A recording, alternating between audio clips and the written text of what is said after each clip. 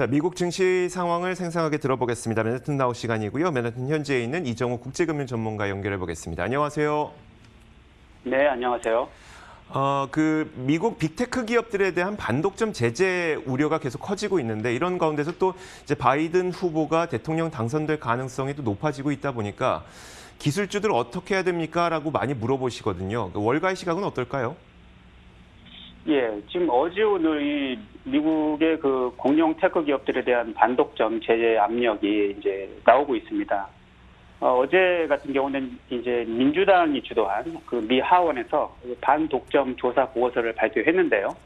이 핵심적인 내용은 아마존, 페이스북, 구글, 애플 이 네 가지 테크 기업들이 자유로운 경쟁을 억제해왔다 이런 얘기입니다.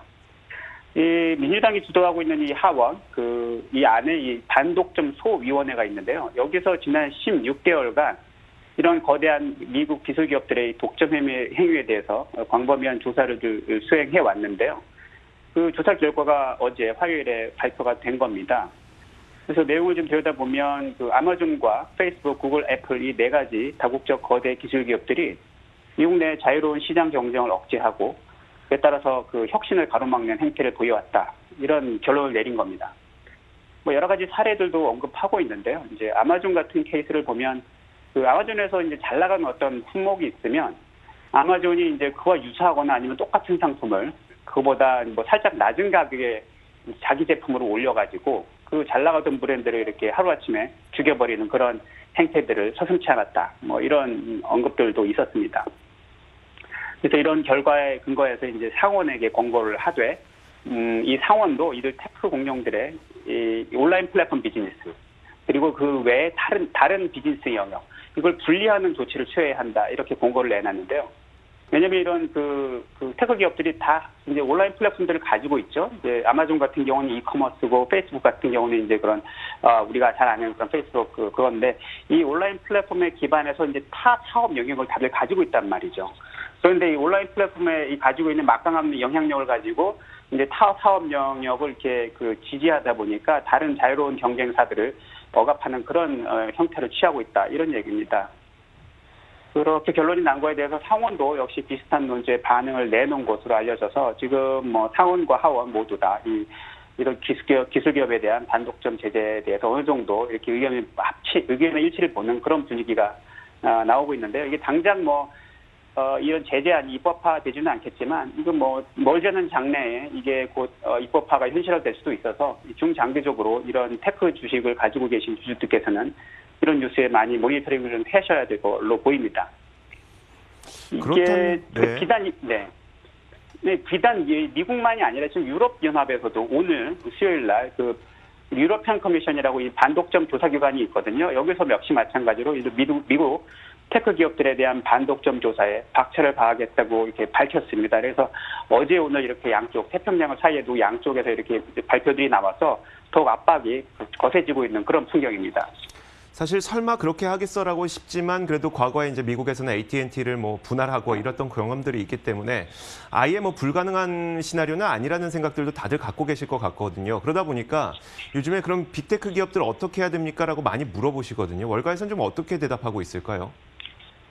요새 이제 아무래도 올해 이 빅테크 기업들이 그 시장의 상승 이끌어왔는데 지난 9월부터는 그 분위기가 좀 바뀌고 있는 상황입니다. 그래서 이런 빅테크 기업들을 비롯한 그로스 스탁이 그 퍼포먼스가 오히려 이 밸류 스탁보다 좀 하회하는 그런 모습을 보이고 있거든요. 그래서 이 월가에서도 올해 올 한 해를 이끌어왔던 빅테크 기업들을 좀 이렇게 떠나가고 오히려 좀 다른 쪽에 관심을 두는 그런 분위기가 지속되고 있습니다. 네, 알겠습니다. 자, 세부 부양책에 대한 그 합의 기대감도 꽤 큰 것 같더라고요. 현지 상황 좀 전해주시면요.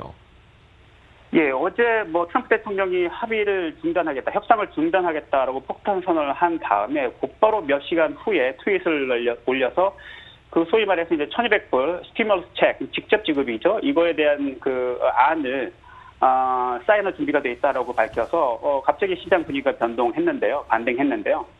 지금 민주당하고 공화당, 백악관 사이의 핵심적인 쟁점은 이 포괄적인 부양 아니냐, 아니면 산별 부양 아니냐, 이 차이입니다.